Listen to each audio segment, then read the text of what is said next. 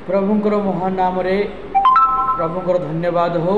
प्रभु अति सुंदर समय आज आपण मान सहित एपरी ऑनलाइन माध्यम रे किछि विषय कथबार्ता करने निमंते प्रभु अनुग्रह करिसंते। अनुग्रह प्रभुंकर नाम रे धन्यवाद हो।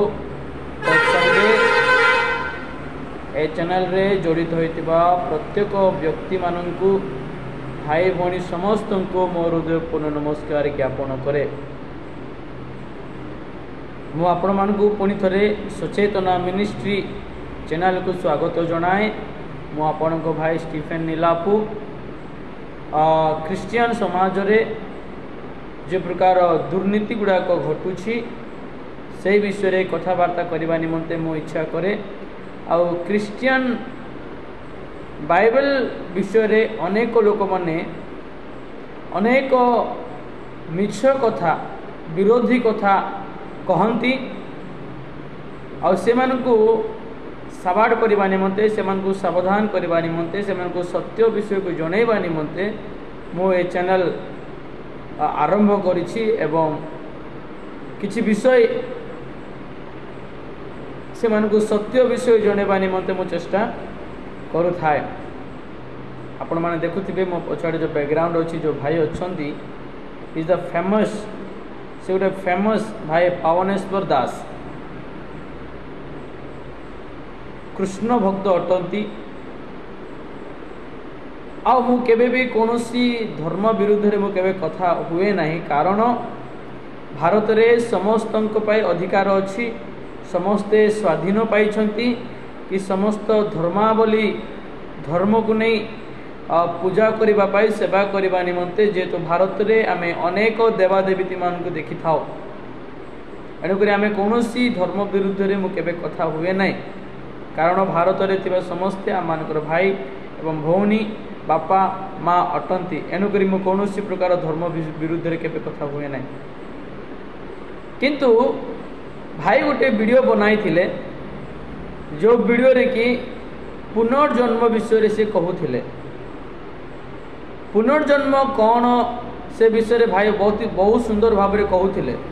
आसु से वीडियो को आम टिके देखिबा, तापरे भाई को आम सत्य विषय को आम जनैबा पुनर्जन्म आउरी अछि कि नाही टिके आम देखिबा। भाई कौन कहउछ जन्म मिलुछि जणक धनी कर जन्म मिलुछि तो एटा भागवत में लिखाइ छथि। कर्मणा दैव नेत्रेण जंतुर देह उपपद्यते स्त्रिय प्रविश्य उदर पुंस रेतः कणाश्रय। कपिल देव तंग माता देवहूति कहउछन्ति कि कर्मणा दैव नेत्रेण दैव भगवान विधाता ता आखिरे सबु जीव मानकर कर्म गुडा को भगवान ता आखिरे देखंति निजे। जेमिति भगवत गीता श्रीमद् भगवत गीता मौलिक रूप रे एठी स्टार्टिंग देखिबे पिक्चर अछि। एठी देखो कर्मणा दैव नेत्रेण दैवता आखिरे कोन देखियो ना समस्त कर्म देखियो। अच्छा ये बाबू कोन करचंदी चिकन काटुचंदी। अच्छा भगवान भगवान ताऊ देखिले तू भाई एते कष्ट करी काई चिकन काटुचु गरम मसला ये मसला पका से मसला पका सिजा एटा काम करूची तेते बाघ कर दोची जा। पूर्व जन्म ये कोन करथला माछ खायको इच्छा मांस खायको इच्छा देला तो बहुत कष्ट करी मांस खाउतला। भगवान कृष्ण तो सुहृद समस्त को दुख बुझंती तो दुख भी बुझिबी ताको बाघ कर दे जन्म कला। आ गरम मसला दरकार नहीं सिजा सिजी करा दरकार नहीं डायरेक्ट कंचा माल खाइबु तो वर्तमान। आ ये बाबू कौन करते 50 छड़ा जिनस मद मांस एगुड़ा सब खाऊँ तो तू 50 छड़ा जिनस तुझे खाई इच्छा अच्छी घुषुरी करदेवी घुषुरी करदे आराम से तू तोर 50 छड़ा जिनस खाई पारू कि माने मसला मसली किसी दरकार नहीं टेस्ट विटमिन फिटमिन किसी दरकार पड़ोनी।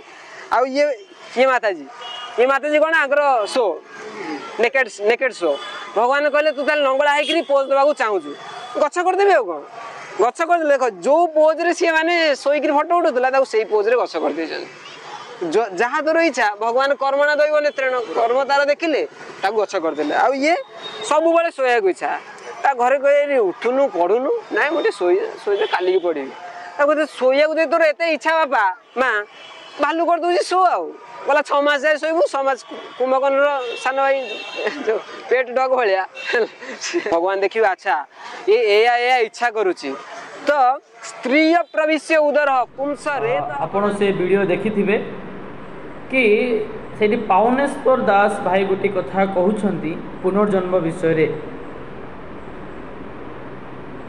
माने जन्म पुणी 2 थर मनुष्य जन्म पर से मनुष्य पुणी ପଶୁ ହେବ। କେତେ ଆଶ୍ଚର୍ଯ୍ୟର ବିଷୟ ଟିକେ ଦେଖନ୍ତୁ। କେମିତି କି ଭଗବତ ଗୀତାରେ ଗୋଟେ ପିକ୍ଚର ତାଙ୍କେ ଦେଖେଇଲେ, ଗୋଟେ ଫଟୋ ଗୁଡ଼ାକ, ଗୋଟେ ଇମେଜ ଗୁଡ଼ାକ ସେମାନେ ଦେଖେଇଲେ।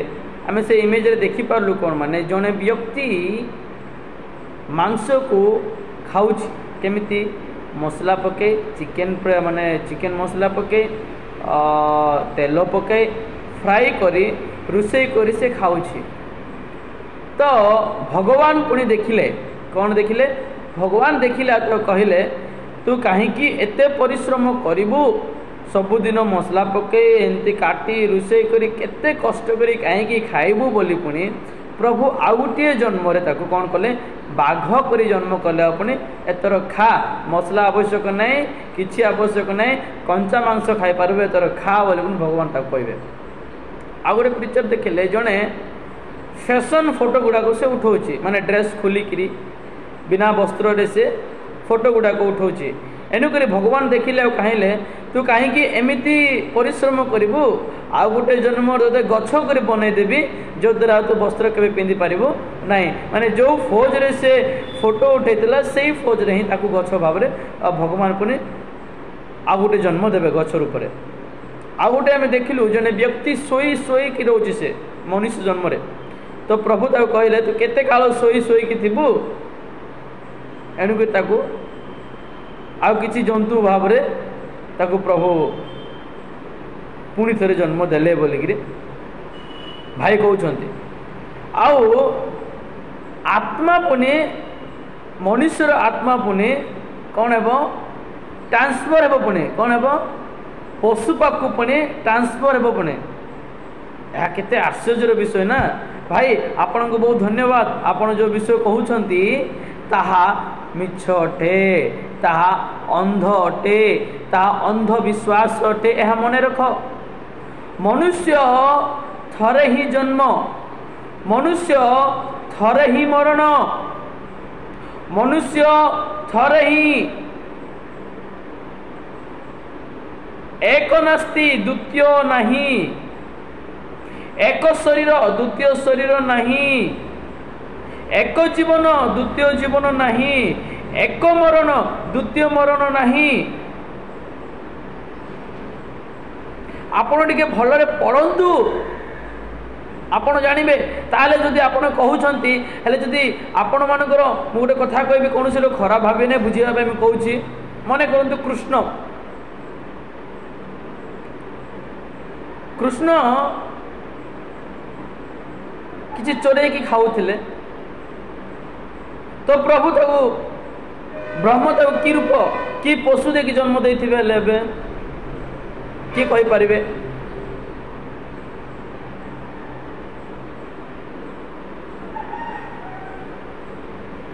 ଆଚ୍ଛା, ମନେ କରନ୍ତୁ ମୁଁ ଏବେ ୟୁଟ୍ୟୁବ୍ ଚ୍ୟାନେଲ୍ ବନାଉଛି, ମୁଁ ଆପଣମାନଙ୍କୁ କିଛି ବିଷୟ କହୁଛି, ତ ମୁଁ ଏତେ ପରିଶ୍ରମ କରୁଛି, ତାହେଲେ ଆସନ୍ତା ଜନ୍ମରେ ମୁଁ କେମିତି ହେବି? ଏତେ ପରିଶ୍ରମ କରୁଛି ତ ପ୍ରଭୁ ମୋତେ କ'ଣ, କେଉଁ ଜନ୍ତୁରେ ମୋ ଜନ୍ମ ଦେବେ, ଯଦ୍ୱାରା ମୁଁ ପରିଶ୍ରମ କରିବାକୁ ପଡ଼ିବ ନାହିଁ? କିଏ କହିପାରିବେ? ଆଜ୍ଞା, ଏହା ସବୁ ଅନ୍ଧ କଥା ମାନେ, ମିଛ କଥା ମାନେ, ଏମିତି କଥା ମାନେ କହି ଲୋକମାନଙ୍କୁ ଭ୍ରାନ୍ତି କରୁଛନ୍ତି। ଲୋକମାନେ, ହସ ଲାଗୁଛି ମୋତେ। ପୁନର୍ଜନ୍ମ ଆଉ ଥରେ ଅଛି। ଆଜ୍ଞା ମୋତେ କୁହନ୍ତୁ, ଆଜି କିଏ ଜନ୍ମ, ଯେତେ ଲୋକ ମରିଛନ୍ତି, କେତେ ଲୋକ ଜନ୍ମ ହୋଇଛନ୍ତି ମୋତେ ଦେଖାଅ ତ। ଆଇ ନିଡ୍ ଟୁ ପ୍ରୁଭ୍, ମୋତେ ପ୍ରମାଣ ଦରକାର।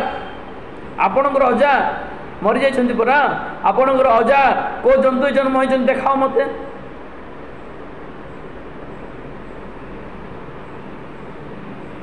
ଆପଣଙ୍କର ପରିବାରର କୌଣସି ବ୍ୟକ୍ତି ଯଦି ମରିଛନ୍ତି, ସମାଧି ପାଇଛନ୍ତି, ତାହେଲେ ସେମାନେ କେଉଁ ଜନ୍ତୁ ରୂପରେ ଜନ୍ମ ଗ୍ରହଣ କରିଛନ୍ତି ଦେଖାଅ। ତାହେଲେ ଆପଣ ଭାଲୁ ପାଖକୁ ଯାଆନ୍ତୁ, ବାପା ବୋଲିକିରି, ବାଘ ପାଖକୁ ଯାଆନ୍ତୁ, ଅଜା ବୋଲିକିରି, କାରଣ ସେମାନେ ଦ୍ୱିତୀୟ ଜନ୍ମ ପାଇଛନ୍ତି। ଯାଆନ୍ତୁ। ନାଇଁ, ଏହା ସବୁ କଳ୍ପିତ କାହାଣୀ ଅଟେ, ଏହା ରଚିତ रचित रचना अटे ଏହା ସବୁ मनुष्य पाई थरे मरण थरे ही जन्म आउ मरण नहीं आउ जन्म नहीं। मु गोटे घटना कहबी जीशु निकट को जने व्यक्ति आसिले किए से व्यक्ति आप जानते निकोदेम बोली जन व्यक्ति आसिले जोहन 3 अध्याय घटना मुझे आपन कहवाक चाहे। आउ निकोदेम जने व्यवस्था अध्यायक से व्यवस्था को पुरख भाव से जानी समस्त विषय भल भाव से धर्मशास्त्र को पालन करे आउ से जुदी मान जड़े नेता थिला बोलिक बाइबल कहे। आउ से दिने लुचि लुचि जीशु निकट को आसवाक से दिने जीशु निकट लुचि लुचि आसला आउ जीशु को पचारला मु अनंत जीवन पाइबा निमंते कौन करी। जीशु कहले सत्य सत्य मु तुमको कहूँ पुनर्जन्म न हेले केही ईश्वर राज्य देखि पारिबो नहीं कि प्रवेश करि पारिबो नहीं। ताले आपण कहबे जीशु तो कहले पुनर्जन्म न हेले और ईश्वर राज्य जाई पारिबे नहीं। नहीं नहीं नहीं सेमिति नुहे। यदि आपण ता तल पूरा पढ़िबे ताले आपण जानि पारबे जीशु कौन विषय रे कहिसंती आ केमिति कहिसंती आपण जानि पारबे। जीशु तो कहले पुनर्जन्म विषय रे बोली कहले हेबो नहीं आपण ताको भल्लो रे पढ़िले जानि पारबे। जीशु ताहांकु उत्तर देले सत्य सत्य मु तुमको कहूँ पुनर्जन्म न हेले के ईश्वर राज्य देखि पारिबो नहीं। सत्य कथा जीशु कहले पुनर्जन्म विषय से से निकोदेम कौन कहूँ टी आम देखा कौन कहूँ माने जीशु उत्तर देले सत्य सत्य निकोदेम तांको पचारिले 4 पद देखंतु। निकोदेम तांको पचारिले वृद्ध हेले मनुष्य कि प्रकार जन्म हो पारे से कौन द्वितीय थर अपना मातार गर्भरे प्रवेश करी जन्म हो पारे। जीशु कौन कहले 7 पद देखंतु। तुमको अवश्य पुनर्बार जन्मिबा को हेबो बोली मुझे तुमको कहली एथिरे चमत्कृत हुओ नहीं।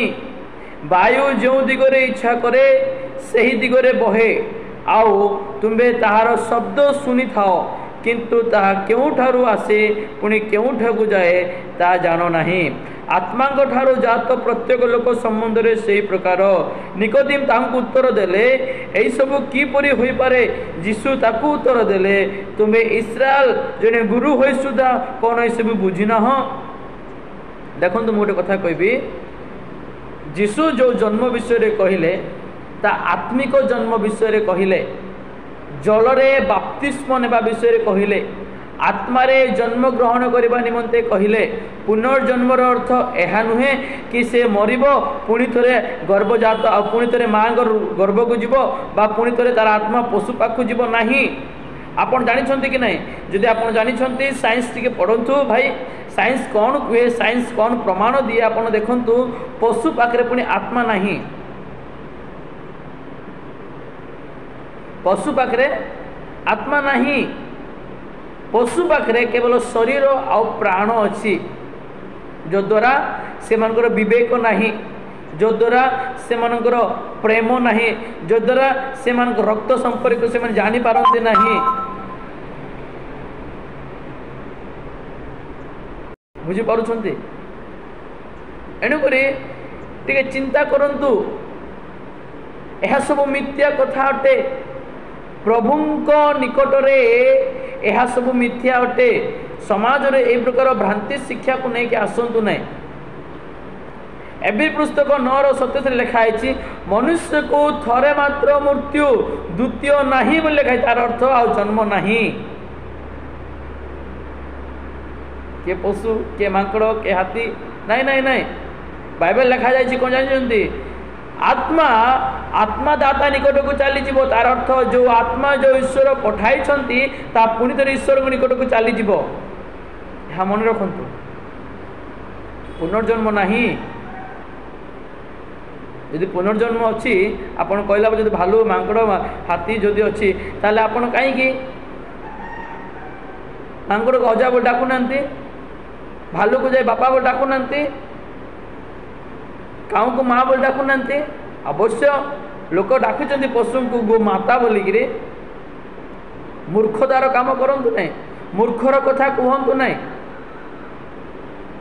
मनुष्य थरे मात्र जन्म, द्वितीय मृत्यु नहीं, द्वितीय मरण नहीं, द्वितीय जन्म नहीं। एटा मन रखि था प्रभु को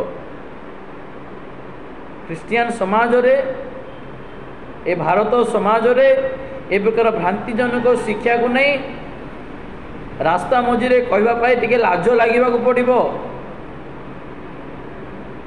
आगे भलरे पढ़ंतु, सत्य को जानतु, तापर लोक समय से प्रचार करेंगे। आपण मैंने शिक्षा देवाक लगे, आपण आगे शिक्षित हुंतु, आपण आगे बुझंतु, आपण आगे जानतु, तापर आपण शिक्षा दे पारिबे।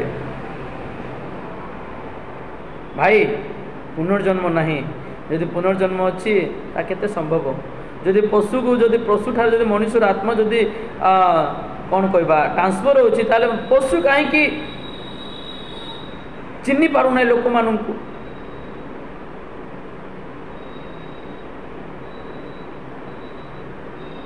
जब पाखर आत्मा थाए से कथा हुए।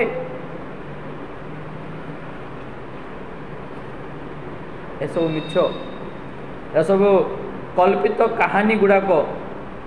प्रथम जन्म रे मनुष्य, द्वितीय तार कर्म अनुसार से एमती कला माने से पुनर्बार से जन्म रे आ गोटे जन्म रे नाई, गोटे जन्म कना बोला बेलू आ 7टा जन्म पुणे अच्छे। एरा सब मिथ्य कथा, मैंने विश्वास करतु नहीं दयाकोरी।